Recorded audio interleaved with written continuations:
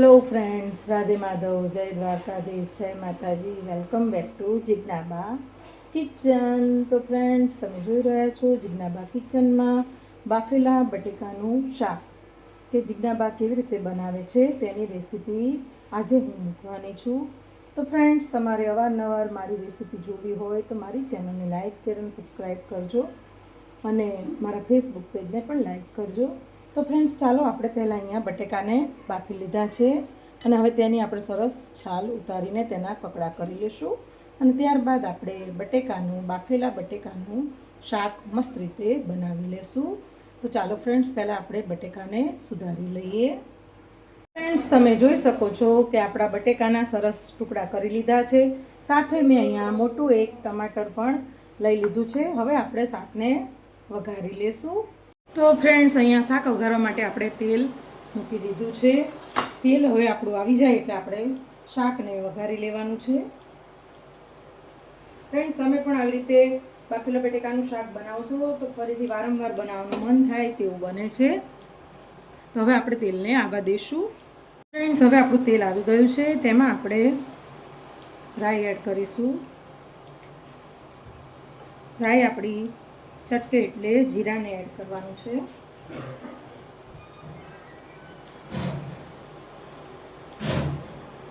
Friends, રાઈ આપણી સરસ ચટકી ગઈ છે, ત્યારબાદ તેમાં આપણે જીરું એડ કરીશું।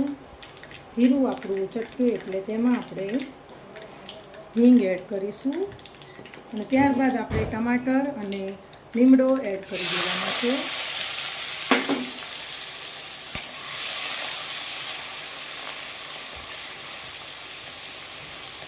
હવે ટમાટરને આપણે આમાં કૂક થવા દેવાનું છે।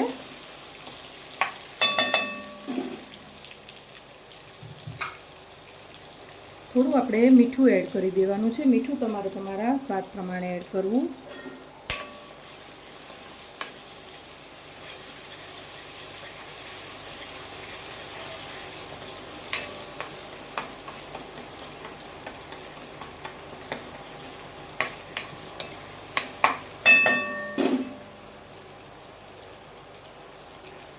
તો ફ્રેન્ડ્સ, આપણા ટમેટાને આપણે થોડા ચડવા દીધા છે।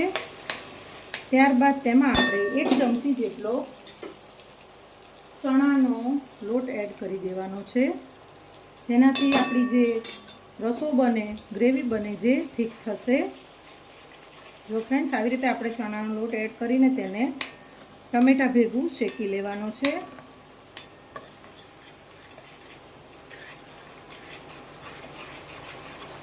જો ફ્રેન્ડ્સ, આપણો ચણાનો લોટ સરસ શેકાઈ રહ્યો છે અંદર।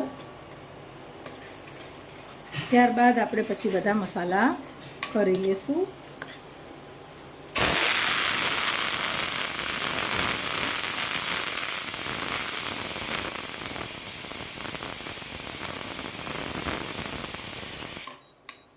ફ્રેન્ડ્સ, આ ચણાના લોટને ચડતા 2 મિનિટ જેવો સમય લાગે છે। ત્યારબાદ તેમાં આપણે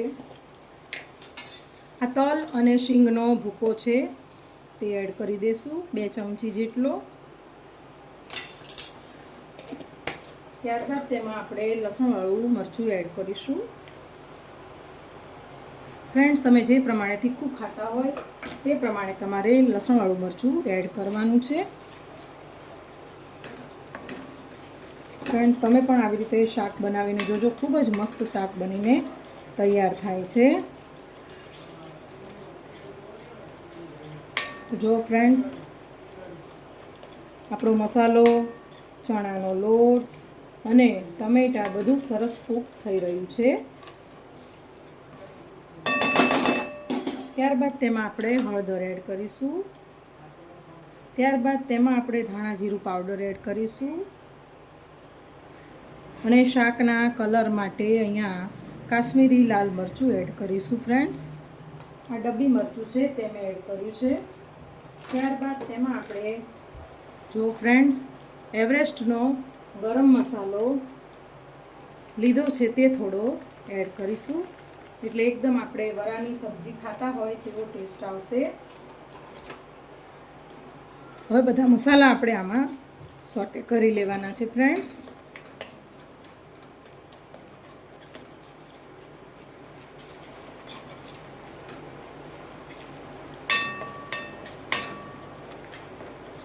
આપણા મસાલા બધા 2 મિનિટ માટે કૂક થવા દેવાના છે.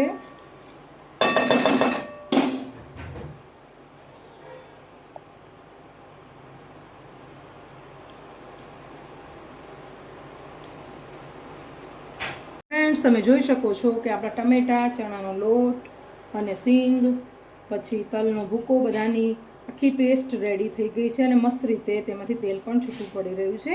ત્યારબાદ તેમાં આપણે પાણીને એડ કરવાનું છે.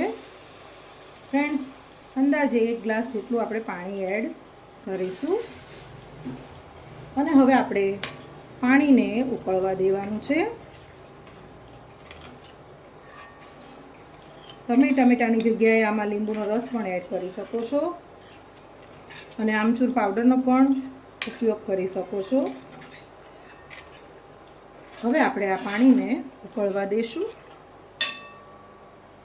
ફ્રેન્ડ્સ, તમે જોઈ શકો છો કે આપણે હજી બટેકા એડ નથી કર્યા તો પણ તેની રસો એટલે કે ગ્રેવી કેવી થીક સરસ બનીને રેડી થઈ છે. અને હવે આપણે આમાં આપણા જે બટેકા છે તે એડ કરી દઈશું. બટેકાને આવી રીતે છૂટા પાડતું જવાનું છે અને એડ કરી દેવાના છે. ફ્રેન્ડ્સ, તો આ પેલી કહે છે ને ભંડારેવાળી સબ્જી, એવી સબ્જી બનીને તૈયાર થાય છે. ફ્રેન્ડ્સ,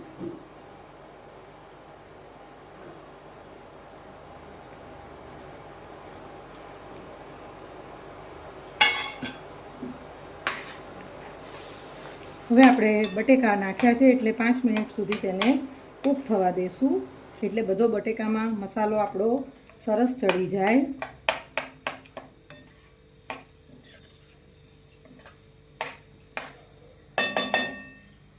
તો ફ્રેન્ડ્સ, તમે જોઈ શકો છો કે આપણી ભંડારેવાળી એટલે કે બટેકાનું શાક, બાફેલા બટેકાનું શાક મસ્ત કમ્પ્લીટ થઈ ગયું છે. હવે તેને આપણે સર્વ કરી લેશું. આ શાક ભાત સાથે પણ ખૂબ જ સરસ લાગે છે અને રોટલી, પરોઠા, નાન સાથે પણ ખૂબ જ મસ્ત ટેસ્ટ આવે છે. આવી રીતે તમે શાક બનાવો તો ફ્રેન્ડ્સ, તમે જરૂરથી આવી રીતે શાક બનાવજો અને જિજ્ઞાબાના ચેનલને સબસ્ક્રાઈબ કરજો, લાઈક કરજો અને શેર કરજો. ફ્રેન્ડ્સ, તો ચાલો હવે આપણે આપણું જે શાક રેડી થઈ ગયું છે તેને આપણે સર્વ કરી લેશું.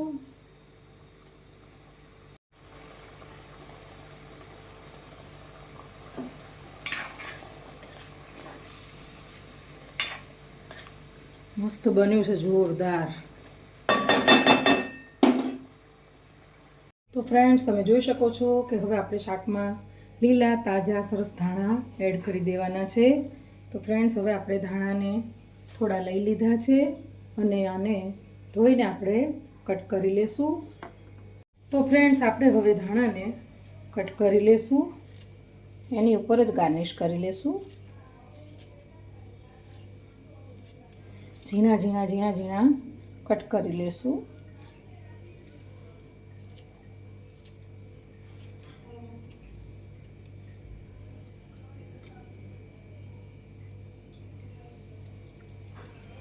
તો ફ્રેન્ડ્સ, તૈયાર છે આપણું ભંડારેવાળી સબ્જી એટલે કે બાફેલા બટેકાનું શાક.